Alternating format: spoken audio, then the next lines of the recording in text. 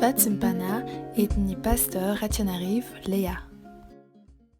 Hoy Jehovah Andriamanitra, fa na mivilo amin'ny ankavanana ianao na mivilo amin'ny ankavia, ny sofinao dia andreteny ao ivoanao manao hoe, ity no lalana ka andehano.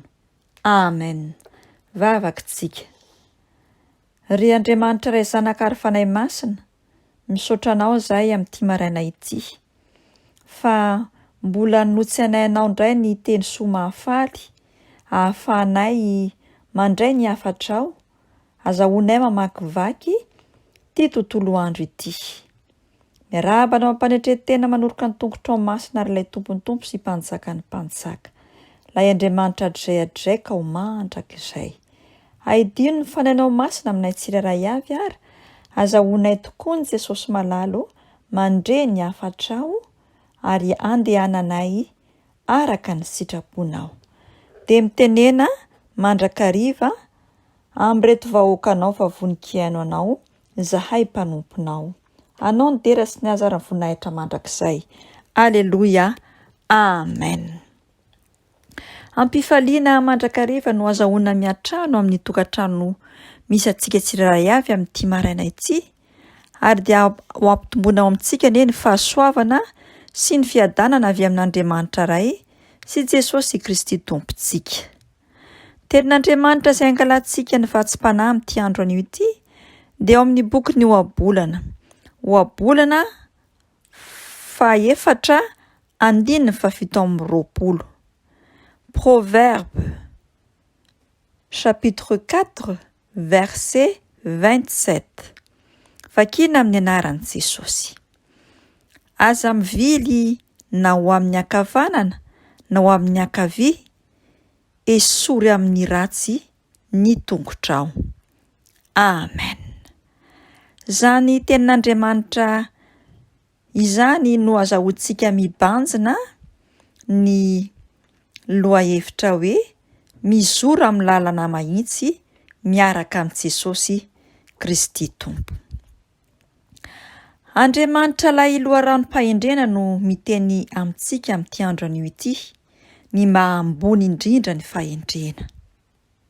Raha mijery ny fanadihadinana ny statistikan'ny lalana na ny dian'ny zanak'olombelona ny mpanao fanadihadiana, dia mazava ny vokatra azo fa sarotra amin'ny olombelona ny mandeha na manao parcours iray eo amin'ny fiainany tsy misy fiolakolahana, fa na mandeha amin'ny ankavanana izy na mandeha amin'ny ankavia izy, eny am-pandehanana eny. Inona moa ny tian'izao tenin'Andriamanitra izao indrindra holazaina ampihatefana amintsika amin'ity maraina ity, indrindra fa ho antsika izay kristiana sy milaza fa mino an'Andriamanitra ray zanaka ary fanahy masina.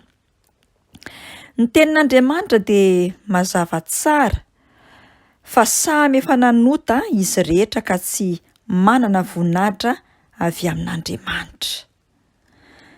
Mampiseho miharihary izany fa olona mpanota isika, fa rehefa nandray an'i Jesosy Kristy ho tompo sy mpamonjy ary mpanapaka ny fiainan'ny olona iray, dia mazava tsara fa efa nanadio ny fony nanadio ny tenany ho afaka amin'ny fahotana sy ny fanaon'izao tontolo izao izy, ka dia miezaka mizotra amin'ny lalana mahitsy miaraka amin'i Jesosy Kristy Tompo araka ny sitrapon'Andriamanitra izay voasoratra ao anatin'ny soratra masina na ny Baiboly. Mba fantatsika moa fa Andriamanitra dia manam-panindriana, manana fikasana, misy ambition anatin'Andriamanitra ho antsika izay mino azy. Inona izany zavatra izany? Ny anahanantsika fiainana ara-kalitao. Tian'i Jesosy tsika hanana fiainana ara-kalitao, araka ny sitrapony. Ny hantanteraka izany fandriana izany dia ny fanalantsika ny tongotsika tsy hanao ratsy, tsy handeha amin'ny lalana ratsy, ary ny tsy hivolitsika na ho amin'ny ankavanana na ho amin'ny ankavia eo amin'ny lafim-piainantsika rehetra. mba hatanteraka ny fanindrinana an'Andriamanitra ray sy Jesosy Kristy zanaka ary ny fanahy masina io, dia mila mandeha amin'ny lalan'ilay mpiandry tsara isika, amin'ny alalan'ny fankatoavantsika ny teniny. Ary izay indrindra ilay hoe mandehana amin'ny lalana mahitsy miaraka amin'ny Jesosy Kristy. Ny fiainana miaraka amin'Andriamanitra mantsy dia fiainana miaina ao anatin'ny finoana. Tokony ho mahazo antoka ny kristianina fa olona fidèle izy amin'ilay mpanjakany, dia Jesosy Kristy tompo avy any Nazareta izany. Ary izay no mahatonga azy andeha amin'ny lala mahitsy fa tsy hivily amin'ny ankavanana sy ankavia, ary miaro koa ny tongony tsy hanao ratsy nandeha amin'ny ratsy.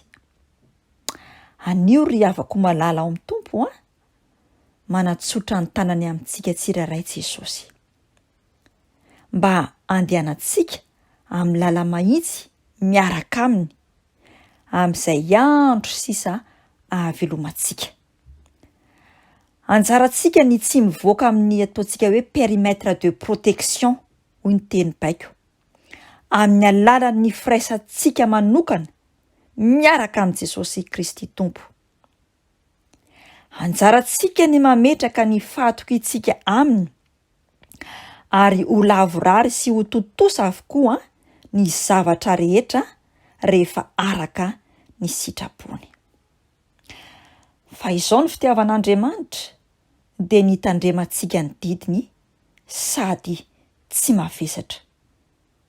Hoy ny Jaona 1:5-7. Vokatr'izany, raha voatahirintsika ao am-pontsika ny fitiavan'i Jesosy Kristy, dia mila mahatsiaro mandrakariva isika fa noho ny famindrapony dia andeha amin'ny lala mahitsy miaraka aminy isika, fa tsy hivily amin'ny ankavanana na amin'ny ankavia intsony, satria izy irery ihany no lalana sy fahamarinana ary fiainana. Vavaka isika. Endresany lehibe ny fitiavanao ry Jesosy Kristy tomponay io. Fa dia no tokoa ny mampatsiahy anay fa ianao ilay mpiandry tsara no mitondra anay amin'ny lalan'ny fahamarinana sy fiainana. Ary anio ianao Andriamanitra ray dia mampatsiahy anay fa tianao zahay tsirairay avy mba hizotra amin'ny lala mahitsy miaraka amin'ny Jesosy Kristy tompo izay namita ny famonjena. Ampianaro ary izay Jesosy hatoky anao, hifikitra aminao, ho fidèle aminao, ary tsy hivoaka na amin'ny ankavia na amin'ny ankavanana fa hitanjozotra anaraka ny dianao, lay lalana sy fahamarinana. Arovy ny tongotra tsirairay avy, tsy handeha amin'ny ratsy na hanao ny fiainana sy ny fanaony izao tontolo izao intsony, fa hiorina sy hiaina kosa amin'ny finoana feno anao, feno sy tanteraka. Ary dia ny andro sisa hiainanay tsirairay avy anie Jesosy, dia andehananay amin'ny lala mahitsy miaraka aminao Andriamanitra ray, zanaka ary fanahy masina. Raha misy ny tera, raha misy ny anja, raha misy ny fanadim-pisaorana sy ny fankalazana, dia ho anao ilay telo izay iray. Fa ny fahasoavanao sy ny fitahianao, ny fiarovanao ry tomponay sy mpanjakanay ho aminay tsirairay avy, anio ampitso ary mandrakizay. Aleluia. Amen.